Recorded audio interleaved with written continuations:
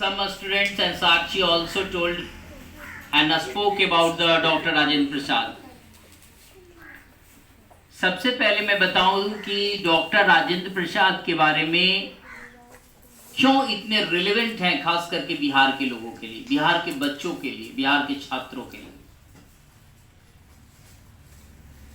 Doctor Rajendra Prasad का जन्म ठीक आप ही लोग के जैसे, आप लोग एक साधारण परिवार से, साधारण गांव से हैं, उसी तरह से डॉक्टर राजेंद्र प्रसाद का भी जन्म एक साधारण से गांव में हुआ था।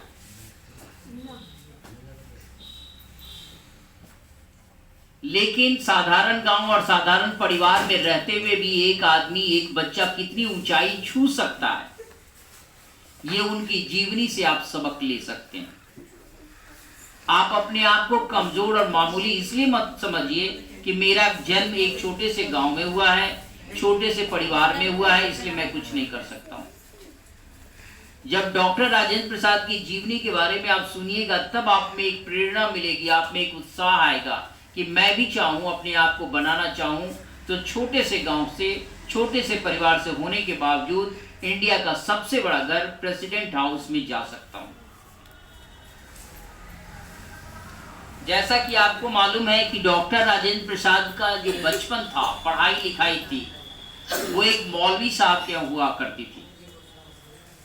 उन्होंने, जैसे आप लोग आजकल पढ़ते हो स्टैंडर्ड 1, स्टैंडर्ड 2, स्टैंडर्ड 3, स्टैंडर्ड 4 और स्कूल में जाके पढ़ाई किया करते हो, उस तरह की पढ़ाई उनकी प्रारंभिक नहीं हुई थी। गुरुजी के यहाँ जाते थे, गुरुजी उनको उर्दू, हिंदी, संस्कृत, फारसी, इन सब भाषाओं का ज्ञान करवाया था।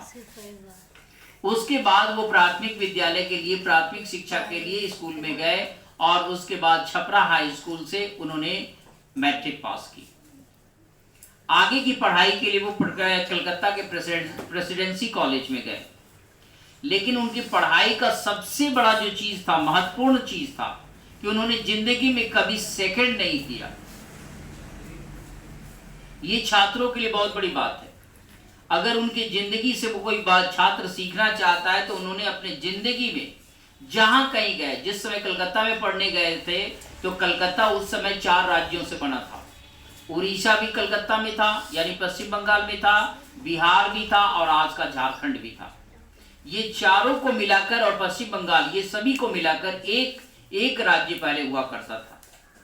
आप लोगों में से ज्यादातर लड़कों को मालूम होगा कि बिहार का विभाजन कब हुआ कलकत्ता से? 1905 में। कब हुआ? 1905। यानी उसके पहले वो कलकत्ता, जब वो कलकत्ता पश्चिम बंगाल जब स्टेट में थे, तो ये सभी स्टेट में सबसे पहले पोजीशन पर आए। और उनके कॉपी लिखने की पद्धति इस तरह से होती थी कि एग्जामिनर जब भी देखता था तो देखकर अवाक रह जाता था। कितना भी प्रयास करने के बावजूद कोई भी आज तक टीचर उनके भी कॉपी में कभी कोई गलती नहीं निकाल सकता। उनके एक कॉपी के बारे में कहा जाता है कि एग्जामिनर ने जांचने के बाद वहां रिमार्क्स लिखा था कि examinee is better than examiner, यानी परीक्षा देने वाला जो लड़का है वो हमसे जांचने वाला से भी ज्यादा तेज है। सोचिए कि ऐसी शख्सियत, गांव की प्रतिभा, बिहार की प्रतिभा निकले, जिनके बारे में एग्जामिनर ने लिखा था। वो एग्जामिनर कौन हुआ करता था? अंग्रेज होता था उस जमाने में। वो अंग्रेज ने उनके कॉपी पर लिखा था कि एग्जामिनी मीन्स जो परीक्षा देने वाला है, examinee is better than examiner, यानी परीक्षा देने वाला जो लड़का है वो परीक्षार्थी से, मतलब जो परीक्षक है उससे भी ज्यादा तेज है। और उनकी कॉपी के बारे में कहा जाता है कि अभी भी सुरक्षित रखा गया है इंग्लैंड के लाइब्रेरी में, कि अभी भी कोई अगर विद्वान अपने आप को समझते हो तो उस कॉपी में आप खोज के देख लीजिए, एक भी गलती कोई निकाल दीजिए। लेकिन आज तक कोई ऐसा कर नहीं सकता। ये थी उनकी प्रतिभा। जब कभी छात्र के रूप में आप लोग सबक ले सकते हैं कि एक ऐसा विद्यार्थी जिसने जहां कहीं पढ़ा, सेकंड पोजीशन प्राप्त कभी नहीं किया। दूसरी बात, लिखने का तरीका ऐसा होता था कि एग्जामिनर, अंग्रेज एग्जामिनर भी उसके बारे में लिखते थे कि examinee is better than examiner. ये उनकी पढ़ाई का आलम था। उनकी शार्प शक्ति, उनकी स्मरण शक्ति के बारे में कहा जाता है, जैसे कि अगम बता रहा था अभी, एक बार की बात है कि संविधान जो बनकर तैयार था वो मिल नहीं रहा था। लगता था कि खो गया है। सभी लोग चिंतित थे कि जिस संविधान को बनाने में सालों साल लग गए वो संविधान फिर से खो गया। इस बात को डॉक्टर राजेंद्र प्रसाद ने जब सुना तो उन्होंने कहा कि चिंता करने की कोई बात नहीं है, इस संविधान को मैंने एक बार पढ़ा था और मैं इसे मैं क्या करूंगा कि इस संविधान को फिर से जैसे लाइन बाय लाइन था, जिस तरह से चैप्टर बाय चैप्टर था, धारा बाय धारा था, उस तमाम चीजों को मैं फिर से लिख दूंगा। और वैसा ही करके उन्होंने दिखाया। वास्तव में जब कोई भी वो संविधान फिर से जब मिल गई और उसका मिलान किया गया तो बिल्कुल हूबहू वही था। सोचिए उस दिमाग की तादाद, जो संविधान इतनी मोटी पुस्तक है जिसमें कितने धाराएं हैं, उस तमाम धाराओं को मात्र एक बार पढ़कर और उन्हें हूबहू लिख दिया। उनकी प्रतिभा का कोई कायल मतलब उसका प्रतिद्वंदी आज तक नहीं हो सकता। अब आती है उनके बारे में पॉलिटिकल यात्रा के बारे में कि उन्होंने क्या किया। उन्होंने पढ़ाई करने के बाद, पहले के जमाने में लोग पढ़ने के बाद लॉ जरूर पढ़ा करते थे। लॉ मीन्स कानून, कानून की पढ़ाई जरूर करते थे। जितने भी आप बायोग्राफी देखिएगा पुराने लोगों का, तो पढ़ाई करने के बाद उन्होंने लॉ की पढ़ाई की। और जिसने लॉ की पढ़ाई की मतलब उसने जब तक पूरा कानून जब तक नहीं जानिएगा तब तक आप देश और दुनिया को लीड नहीं कर सकते। तो वो वकालत करने के लिए कानून की पढ़ाई करने के बाद, उस समय कलकत्ता हाईकोर्ट था, पटना हाईकोर्ट नहीं था। उस जगह हाईकोर्ट से उस जमाने में कौन था? कलकत्ता हाईकोर्ट था। तो कलकत्ता हाईकोर्ट में वहां प्रैक्टिस किया करते थे। लेकिन जब बिहार का विभाजन हो गया, पटना हाईकोर्ट का निर्माण हुआ और उन्हीं के प्रयास से हुआ, तो पटना हाईकोर्ट की स्थापना हुई। तो फिर यहाँ पर करने लगे वकालत।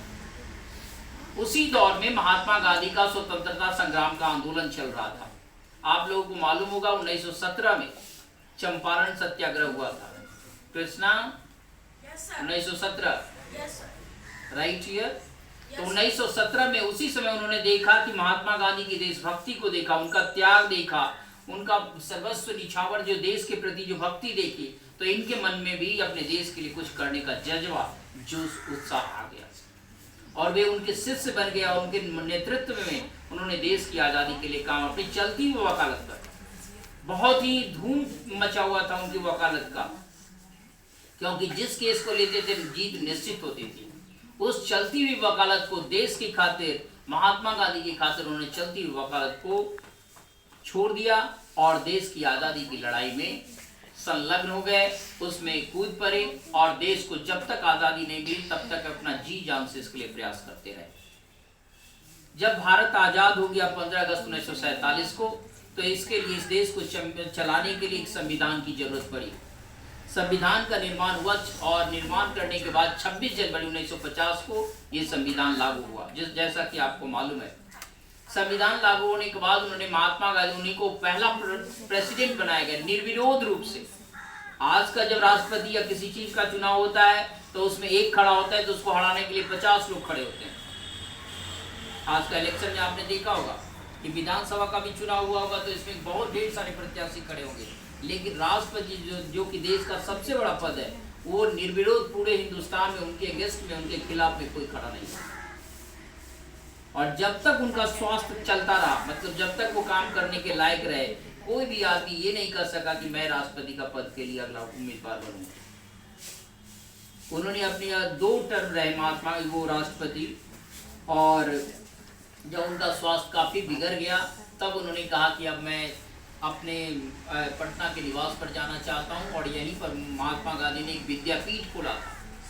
अभी कृष्णा ये विद्यापीठ खोला था, उसी विद्यापीठ में वो उसके निर्देशन में काम करते रहे और प्रोफेसर भी रहे।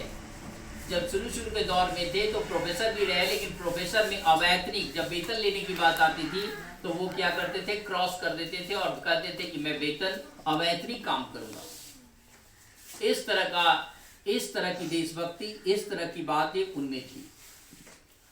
और 28 फरवरी 1963 को ऐसे महान पुरुष का, जो कि बिहार के लिए एक विभूति थे, आज तक इस बिहार की धरती पर, खास करके मॉडर्न इतिहास में, कोई भी आदमी इतना बड़ा पद पर, इतना छोटा घराने में होने के बावजूद इतना बड़ा पद तक कोई नहीं गया, मतलब राष्ट्रपति के पद तक नहीं गया। और सबसे बड़ी बात, आज छोटे छोटे पदों पर जब लोग बैठते हैं तो उस पर भ्रष्टाचार का दाग लग जाता है। गबन का दाग लग जाता है, चोरी करने का, घुसखोरी करने का, नाजायज संपत्ति बनाने का आरोप लगता है, लेकिन वो इतने बड़े पद पर रहने के बावजूद एक भी दाग उन पर नहीं, कोई भी नहीं कह सकता है कि डॉक्टर राजेंद्र प्रसाद भ्रष्टाचारी थे। उनकी ईमानदारी की कस्में खाई जाती है। तो आज हम लोग अपने आप को बहुत ही भाग्यशाली समझते हैं कि इतनी बड़ी शख्सियत, इतने बड़े महान पुरुष हमारे बिहार में जिनका जन्म हुआ था। वो जन्मदिन क्या था आप लोग को याद रहना चाहिए, 3 दिसंबर को हर साल जब तक हम लोग रहेंगे तब तक ये कामना करते हैं कि उस महापुरुष की हमेशा जयंती मनाते रहेंगे। धन्यवाद।